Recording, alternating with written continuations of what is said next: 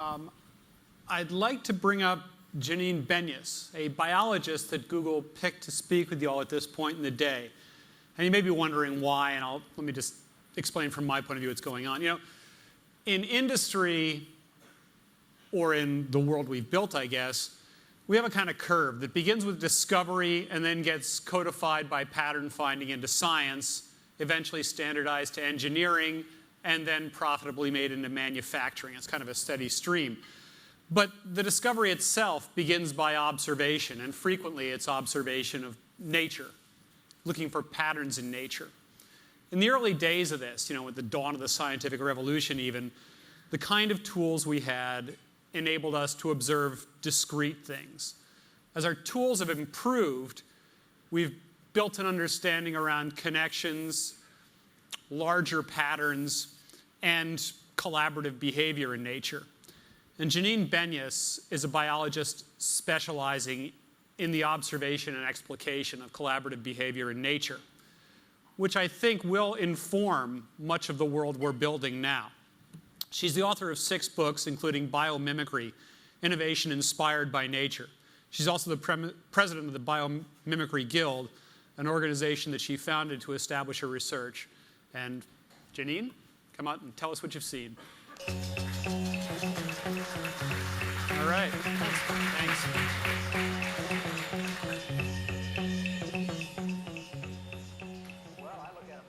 Thanks, Quentin. So this is another planet heard from. I know this is going to be kind of an interesting diversion from the cloud down to Earth. The organizers of this asked me to come and give you sort of a mental palate cleanser, if you will, at the end of the day. And I realized when I did my rehearsal and I saw this, I thought it probably was maybe not the wisest choice to have a 10-foot-tall ball of dung as the palate cleanser. But that's just to show you that biologists have our own brand of geekiness.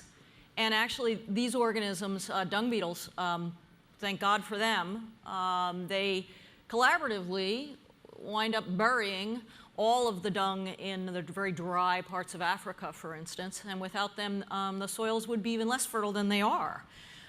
So it's an amazing feat. I come to a lot of companies as a biologist and to do what's called biomimicry, which is a collaborative sport. Biomimicry is biologists at the design table working with engineers and designers and architects, inventors, people who make our world. And we bring in biological inspiration to them. And then they take those design principles from the natural world and invent in new ways, usually cleaner, greener, ways that sip energy and shave material use and eschew toxins. In your world, biologically inspired computing is actually a very mature field on the software side. So you have everything from neural nets to genetic algorithms and evolutionary computing, all the way to looking at immune systems for antivirus suggestions. If you go to Amazon and you look up biologically inspired computing, you'll find about 126 books on biologically inspired computing. So it really is one of the more mature fields. There's also biology coming into engineering and design. If you go to Japan now, you'll be riding what's called a bullet train, but it no longer has that rounded front. It now has a spear-like front inspired by a kingfisher. The engineer was actually a birder. And his boss told him, quiet this train, because as it goes into tunnels, it builds up a pressure wave, and then as it exits, creates a sonic boom. So his answer was to look at this kingfisher, which goes into the water with no turbulence whatsoever in that beak.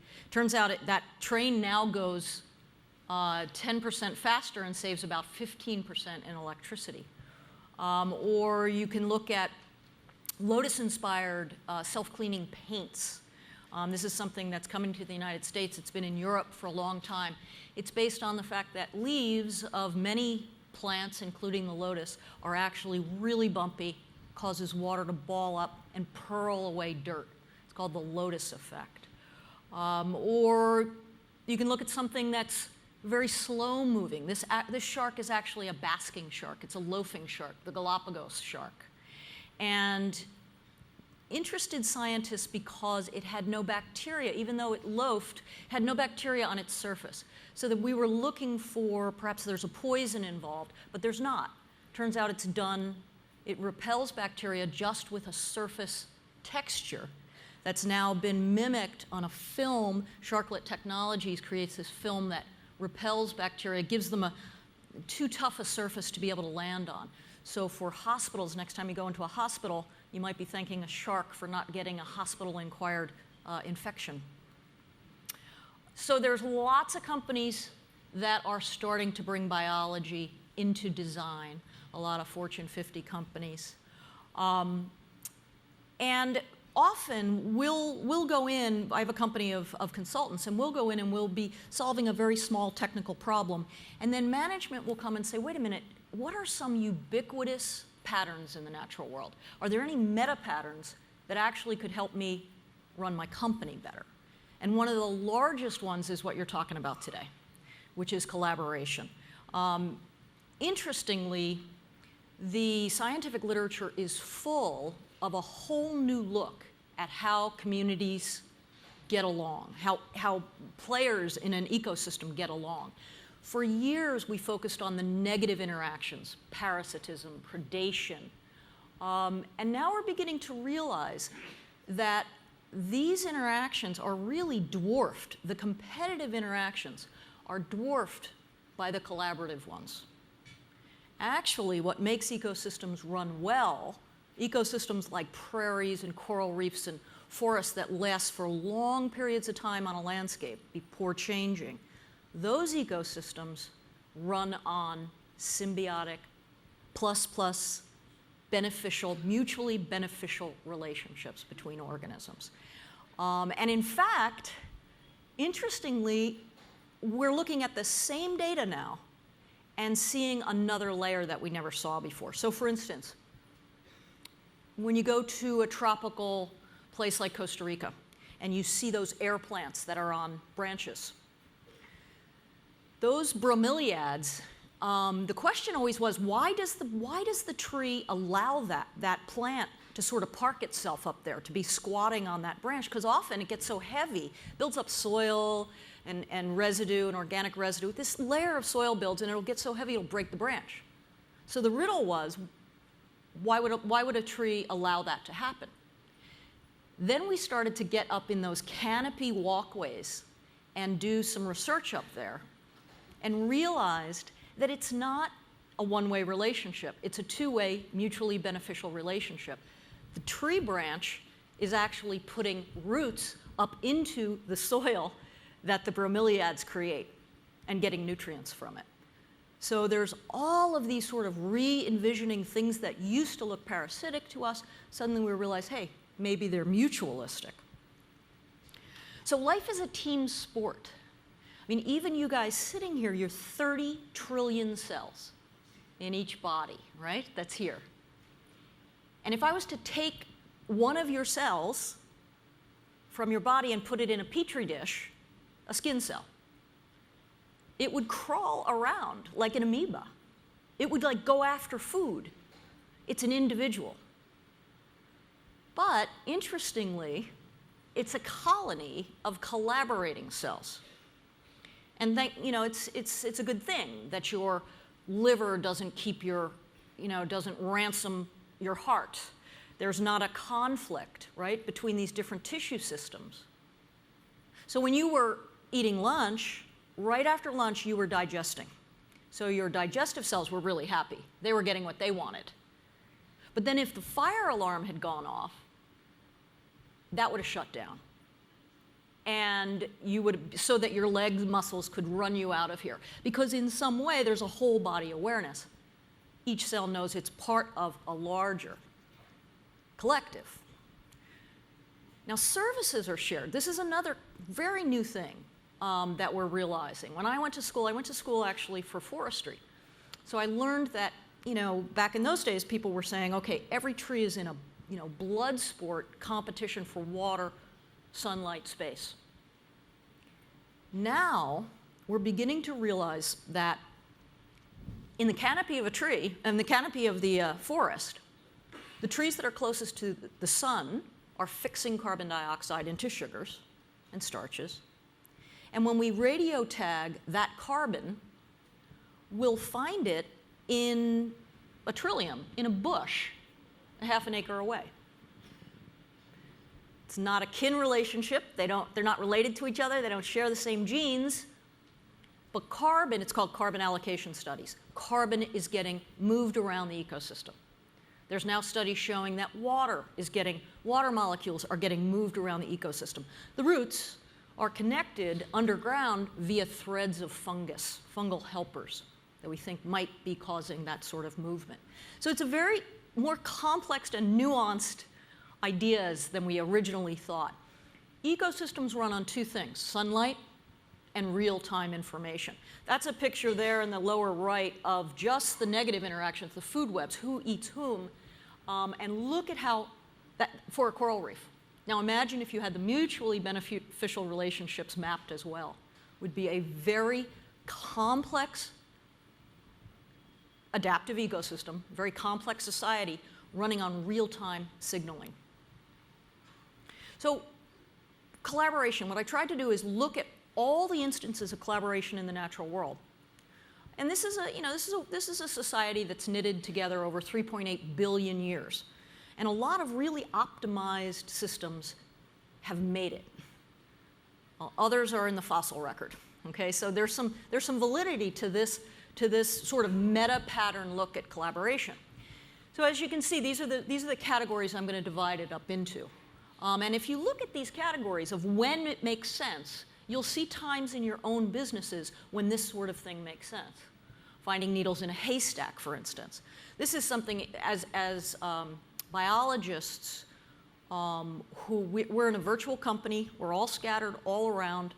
A client will ask us, Boeing will say, how does nature reduce vibration? And we'll have 10 biologists leap into the biological literature, which is in the cloud. It's full text databases. And we have to find that information, but not step on each other's toes in doing it.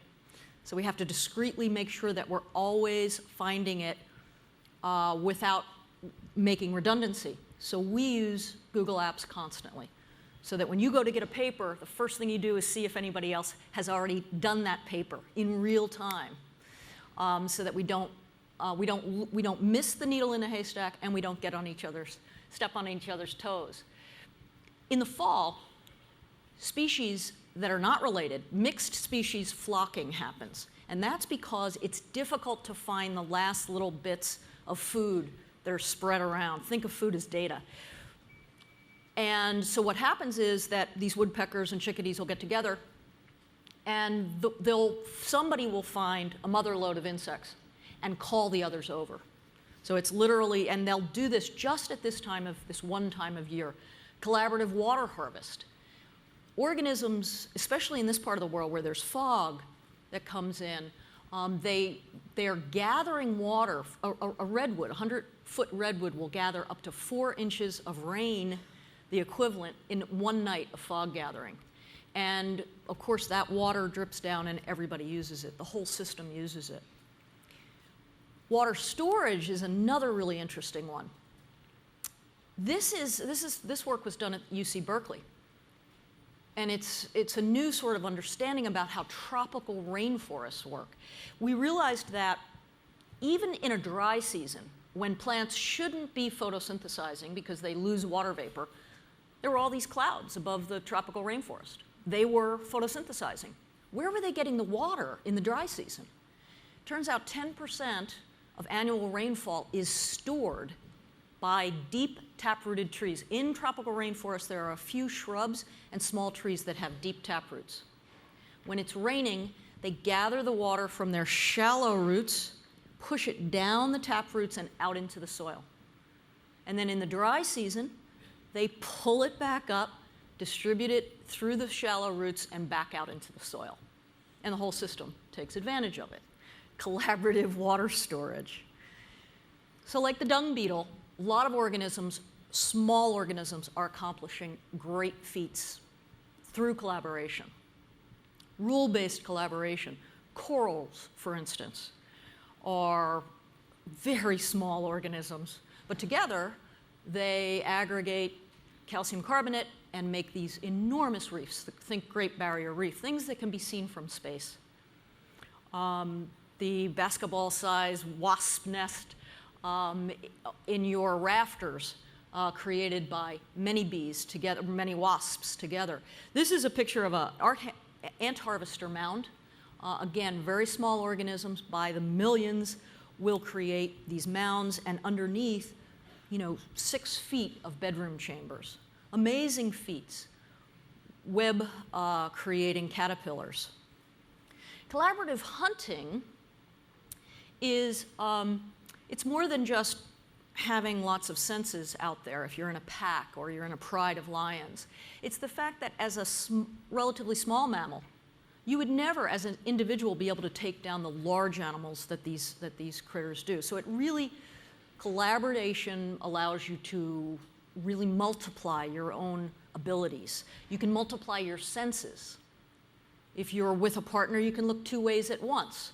And for us, again, for data finding, if I can send all 60 of my contractors out on a particularly interesting, nutty problem, and as long as we're not overlapping with each other, as long as we can do real-time search,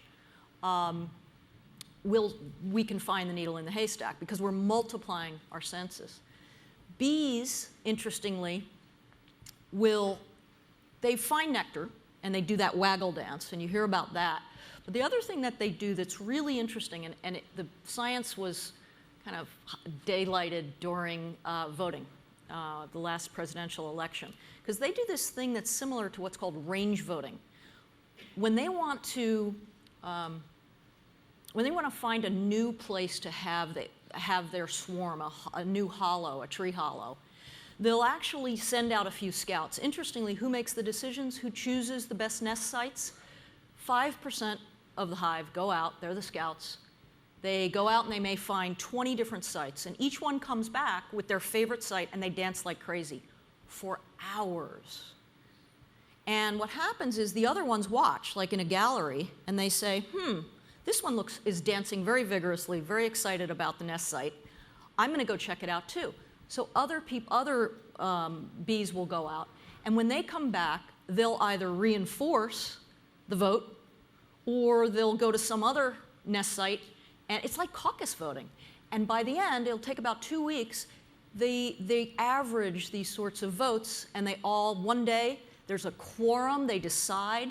It comes down to the last 2 groups, for instance, that are dancing vigorously, and they all decide and they fly off. Really interesting.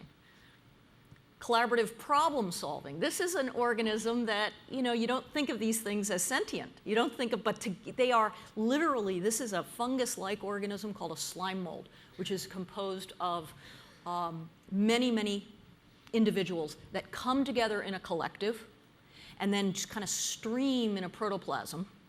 And they make these networks to move nutrients back and forth. And they pare away anywhere that they're not needed and reinforce the networks which are the optimal way to move the nutrients around. So somebody, and this is one of those Golden Fleece Award winners, somebody put oat flakes. That is a picture of the cities around Tokyo. Those are oat flakes. That's a slime mold fanning out and then paring back where it's not needed. And in 26 hours, it drew the Tokyo subway, the Tokyo and surrounds railway system. Really interesting. Sampling. Organisms like chimps, a lot of primates do this. They'll sample new food sources like this pine cone, which is probably not going to be a very good one. And they rotate the sampling so that there's not one organism that's getting one individual that's getting a lot of stomach aches, and they'll watch. And it's always the young teenage males that do it, by the way. I don't know what that means. Collaborative navigating, this is very interesting. If you have a school of fish, is it a wisdom of crowds thing? How do they decide where to move? And really, it is the leadership position moves. If there's a predator on this flank of the school and they're reacting to it, the whole school will move away. Or if there's food over here, they'll all move towards it. Lot of interesting work going on around how do they decide. Long-lived organisms like elephants have a collective memory. Their collaboration has to do with remembering where the water holes are, for instance. So you're extending your senses, but there's other parts of your physiology really that get extended by hooking up in collaborative partnerships. This is an interesting one. Again, this is pretty new research. This is what the headlines were in the science press were the real avatar. These are sulfur-reducing bacteria that are in the ocean, in the mud of the ocean. Now, by the trillions and trillions and trillions, of course. The ones that are very, very far down, scientists could not figure out how they were metabolizing. Because what they do is they reduce sulfur, meaning they have to offload an electron and in order to metabolize, in order to eat. They offload an electron and they have to give it to oxygen. Well, there's no oxygen down there. You see those little wires? Those are nanowires, literally wires that are created. And those bacteria are transferring electrons up through the mud to the upper layers of mud where there is oxygen, and the bacteria up there are offloading the electrons for them. Now, if this electrical symbiosis theory is correct, then we're talking about the largest social interacting colony, much larger than anything, even the large fungal and aspen clones that we've looked at. There's a lot going on as science is starting to realize this collaboration. Collaborative cooling. Termites keep their mounds at a steady 87 degrees because they're farming fungus. A lot of people, this is one of the biomimetic ideas that is being taken. A lot of architects now are looking at how that cooling happens. What is it? What's special about those tunnels and those chambers? And this is a building in Harare that has no air conditioning that's based on this termite mound. Energy saving. Extending your physiology by saving energy. Trout. Turns out that as trout are moving, as they're moving their back fin back and forth, they're creating vortexes in the water. Cayman streets, they're called. Other fish will come up and literally surf those, be slung forward. So they're collaboratively swimming upstream. 14% energy savings, if you ever wondered, for geese flying in a flock. And of course, snakes in hibernaculums staying warm in the winter by the hundreds. These guys in a huddle, you've seen March of the Penguins, and how they take turns. The outside ones will go in to get warm, and the inside ones will go out. Collaborative energy saving. Same thing with swarms of butterflies that migrate through Esalen. If you've ever been on that Highway 1, there's huge swarms of these monarch butterflies, and they're saving energy. Swapping skills. So you can extend your physiology, you can extend your sense, multiply your senses, or you can barter. So trees cannot get phosphorus out of soil, but they need it. Fungus wrap around their roots, they can get the phosphorus, they give it to the tree, but because they're under the ground, they're not photosynthesizing. Tree gives them carbon. It's literally a barter. Collaborative healthcare, grooming, oxpeckers on hippos' backs, keeping each other clean. Another nutrient that's really limited is nitrogen, because nitrogen in the air, plants can't use it. It has to be processed first. And so you see those many plants have these borders. That's a root of a legume, a pea-like plant, and those nodules are filled with bacteria. The bacteria take the atmospheric nitrogen that's in the air of around the soil particles, turn it into a bioavailable nitrogen, without which none of us would be eating. Collaborative childcare. Lots of organisms actually have kindergartens. They're called kindergartens, so that the parents can go off and work while some helper giraffe, for instance, or dolphins will take care of the young in these creches. Hooking up in the natural world is a way to make the most of your habitat. It's also a way to reduce your risk. And I would argue that that collaboration among your employees, it's the same thing. These are live oaks. And live oaks are one of the trees that were in the Katrina hurricane. There were 740 live oaks on St. Charles Street, and only 4 of them died, which is pretty amazing. Some of these are like 1,200-year-old organisms. What you don't see in that picture is that under the ground, their roots are intertwined. So when the wind hits, it's not hitting one tree. It's hitting literally a phalanx of trees that are holding each other in place. Things you never learned in school. Collaborative security. These fibers, these filaments in the blue mussel, they glue the mussel to the pier or to the bottom of your boat. But what we didn't realize until recently, Herb Waite down at Santa Barbara realizes that it's a communication device. Because when a periwinkle snail comes and drills into one of these guys, as they're dying, they yank on their tether. And the one next to them picks up that signal and yanks on its tether. And it goes all through the colony, and I wish I could be here to see something like this. They all, when they get the message, they all jettison away. They all let go of those byssus threads and they move away.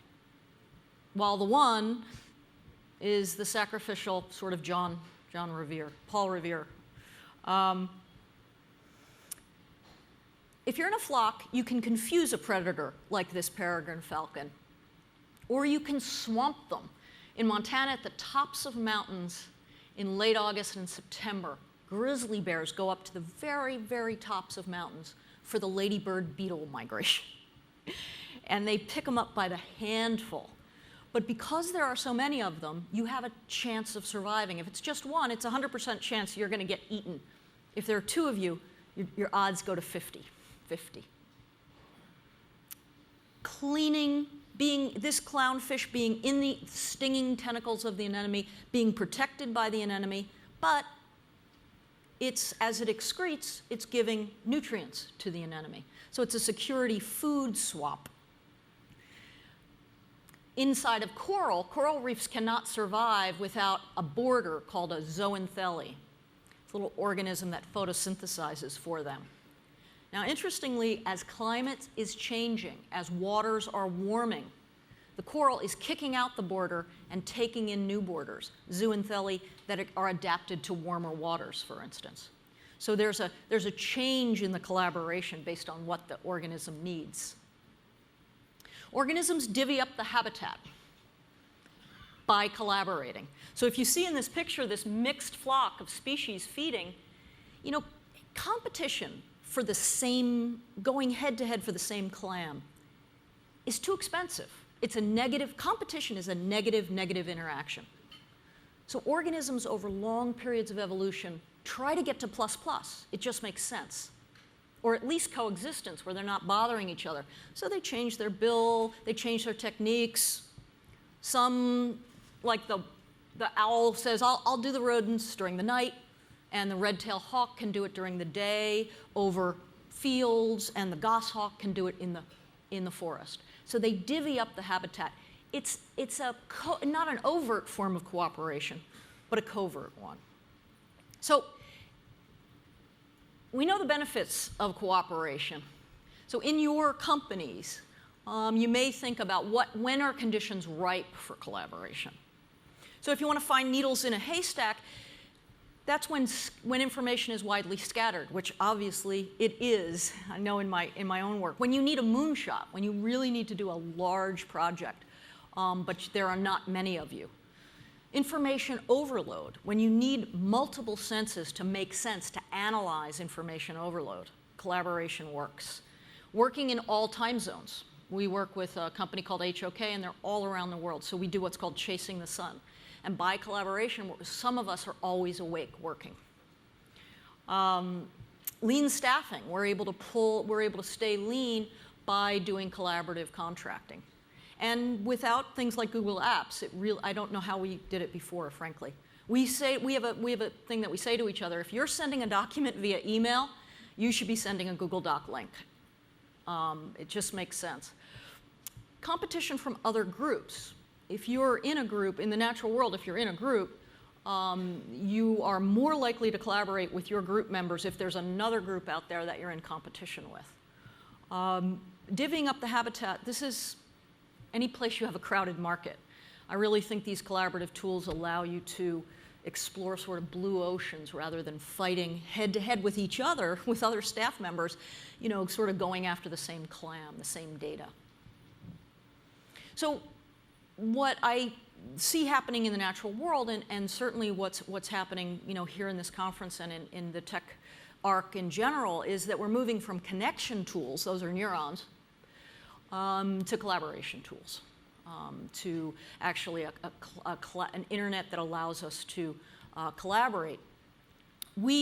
Another example of how, our thinking has changed. Several years ago, we brought up this idea that we should put onto the web all biological information. This was our Google-esque goal, to organize biological information by function. So you could search, how does nature filter, or how does nature adhere, and up would come biological strategies. Because we were the bottleneck. We're a small boutique consulting firm, and we wanted to really spread this information to any inventor anywhere in the world. And so we started to do this, and we thought it was a digital library. But our users have told us it's not a digital library, it's a social networking tool. Biologists are finding engineers. And people in biomimicry community are finding each other. And they're collaborating in real time. What's interesting is that we also tried to, we started for the first 2,000 nature strategies, we did them by hand, a team of 10 people for a year reading natural history information. And we realized we can't do this. This is like the scribes in the medieval days, like scribing out, making copies of the Bible. It will take forever. So we hooked up with Ed Wilson, E.O. Wilson, whose TED wish was to create a website for every species on Earth. So all the scientists in the world are contributing to his site, and we have a data field on his site that says, what can you learn from this organism? Functional adaptations. In real time, when they fill that in, it goes to our site. When our users fill in what they could learn, what industry applications they think would be cool, it goes to their site. That collaboration, mashups between two sites, I think, is incredibly powerful. So if you're interested in figuring out a little bit more about collaboration and some other networking sort of phenomenon in the natural world, please do go to asknature.org. Biomimicry Guild is the company, and Biomimicry Institutes are nonprofit. And the field of biomimicry is collaborative by design. We're collaborating with nature in trying to figure out designs that'll help us stay on this planet as a welcome species. And we're collaborating with each other, from biology to all kinds of professions that are making our world but that have never taken a biology class before. And this is sort of my favorite organism when I thought about coming here and I thought about what you guys do every day. This is called a cuttlefish. The fastest refreshed screen rate that you can possibly imagine. This is one of those organisms that it's got the ability to completely change, chameleon-like, its colors based on what it slides in front of. So if it slides in front of a coral reef, like that pink coral reef, it will turn pink. And that screen refresh is so fast. It's a kind of a totem for me that there are so many things that we have yet to learn. Because as you can see, there's no outlet, there's no power cord coming from this guy. You know, there's no backlighting. How do they do that? That's the job that I'm lucky enough to ask every day. We have a little bit more time, and I would be happy to collaborate with you and have you ask any questions that you might have. Yeah. What's that? Oh, we do. Okay. Okay. They told me that I might need to stretch this a little bit. Okay. Thank you very much.